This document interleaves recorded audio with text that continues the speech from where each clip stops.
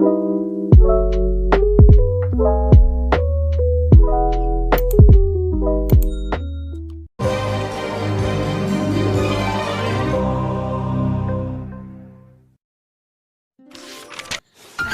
Tanjung Lesung. Kisah dari Provinsi Banten. Tanjung Lesung adalah salah satu wilayah yang terpopuler di kota Pandeglang, Provinsi Banten. Kawasan wisata Tanjung Lesung merupakan sebuah daratan yang berbentuk lesung yang menjorok ke laut dan memiliki luas sekitar 1.500 hektar. Nama Tanjung Lesung sendiri diambil dari kampung Lesung yang memiliki kisah asal-muasalnya sendiri. Alkisah dahulu, di pesisir laut selatan, Pulau Jawa, ada seorang pengembara yang bernama Raden Budok. Pemuda yang tampan dan gagah perkasa ini senang mengembara kemana saja. Setiap kali pergi mengembara, anjing dan kuda kesayangannya selalu setia menemaninya. Di suatu siang, usai mandi di pantai, Raden Budok beristirahat di bawah pohon ketapang yang rindang. Angin yang berhembus sejuk membuat pemuda itu lekas terlelap. Dalam tidurnya, ia bermimpi mengembara ke utara dan bertemu gadis yang cantik jelita. Gadis tersebut tersenyum dan mengulurkan tangan padanya. Namun, saat Raden Budok hendak menyambut uluran tangan gadis itu, tiba-tiba sebuah ranting jatuh mengenai dahinya. Mengganggu saja. Raden Budok membanting ranting itu keras-keras. Karena merasa geram, tidak bisa melanjutkan mimpi indahnya. Sejak peristiwa itu, Raden Budok selalu membayangkan wajah gadis manis yang ada dalam mimpinya. Karena terus-menerus penasaran, ia memutuskan pergi mengembara ke utara dan mencari gadis impiannya. Berhari-hari ia berjalan menapaki jalan-jalan terjang. Akhirnya Raden Budok sampai di sebuah tempat tinggi yang bernama Tali Alas, atau kini disebut Dilarang. Dari tempat itu, Raden Budok melihat pemandangan samudera biru dan pantai yang indah. Ia beristirahat sejenak dan menikmati sisa bekalnya.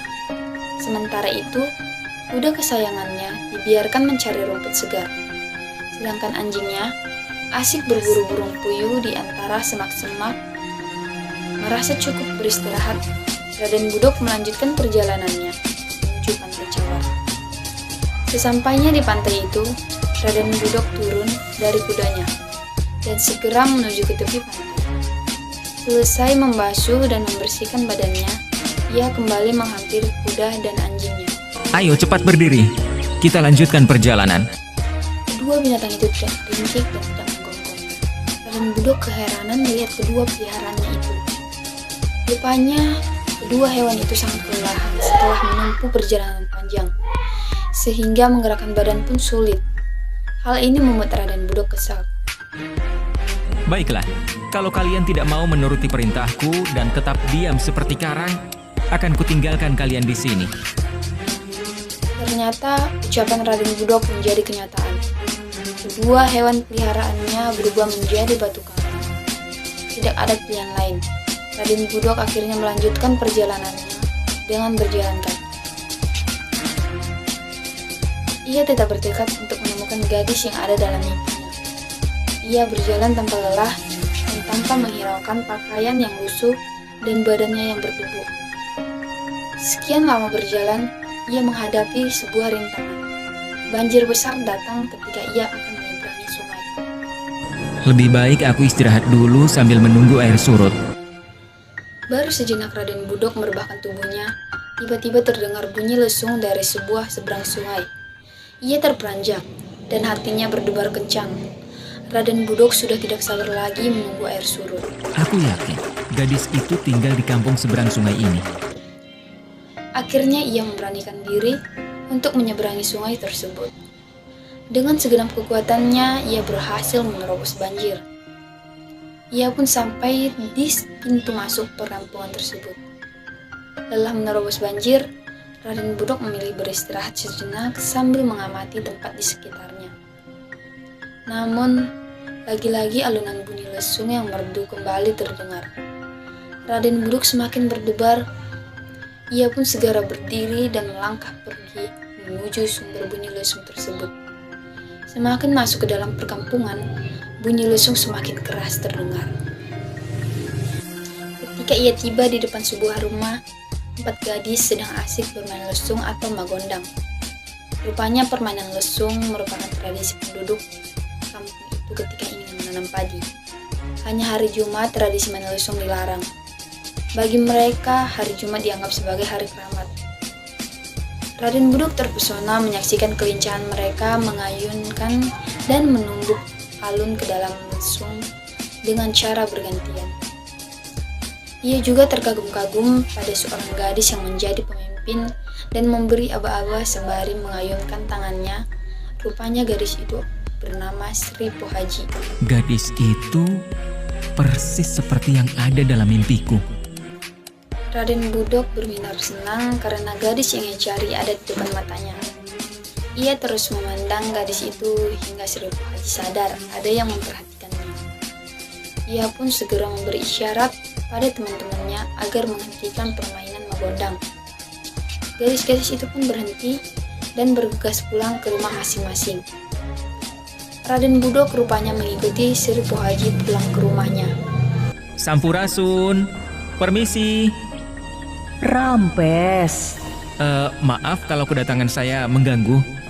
Bolehkah saya menginap di rumah ini, Ibu? Maaf, Kisanak ini siapa? Dan perlu apa? Nama saya Raden Budok, Bu. Kebetulan saya mampir di kampung ini. Jika diperkenankan, izinkan saya menginap di rumah ini, Bu. Maaf Raden, penghuni rumah ini hanya saya dan anak gadis saya. Saya tidak berani menerima tamu laki-laki, apalagi jika menginap. Mendengar jawaban penolakan Nyi Siti, Raden Budok merasa kesal. Namun karena hari sudah gelap, ia pun memutuskan untuk beristirahat di balai-balai bambu yang berada di dekat rumah Nyi Siti. Ia pun tertidur pulas hingga pagi. Sebelum bangun, hidungnya merasakan aroma wangi yang menyegarkan. Begitu ia membuka matanya, ia melihat seorang gadis cantik berdiri di sampingnya. Silakan diminum, Raden. Hai, nama kamu siapa? Dan dari mana kamu tahu namaku? Namaku Sri Pohaji, anak Nyi Siti. Ternyata diam-diam Sri Pohaji jatuh hati pada ketampanan Raden Budok.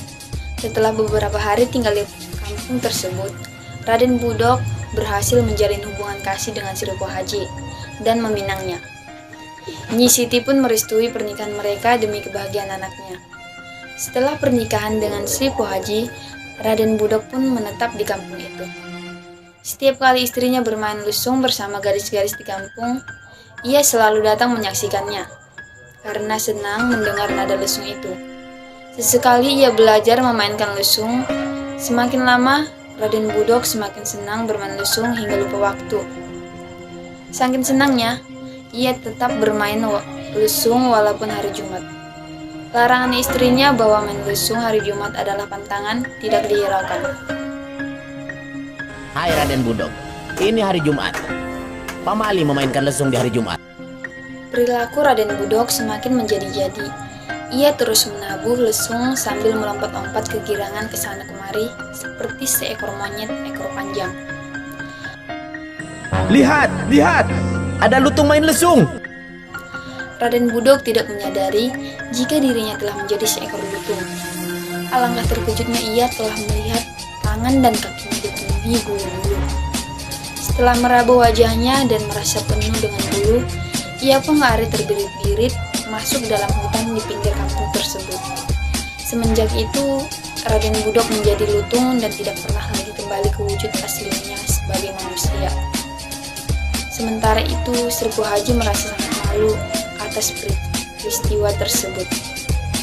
Karena tidak kuat menanggung malu, ia pun pergi dari kampung halamannya sendiri secara diam-diam dan menghilang entah kemana. Menurut cerita, Sri Pohaji telah menjelma menjadi Dewi Padi. Untuk mengenang kemahirannya, Sri Pohaji bermain lesung, penduduk setempat menyebutkan kampung itu dengan nama Kampung Lesung. Namun karena berlokasi di sebuah tanjung, maka kampung itu diberi nama Tanjung Lesung. Sekian cerita yang dapat saya sampaikan. Terima kasih.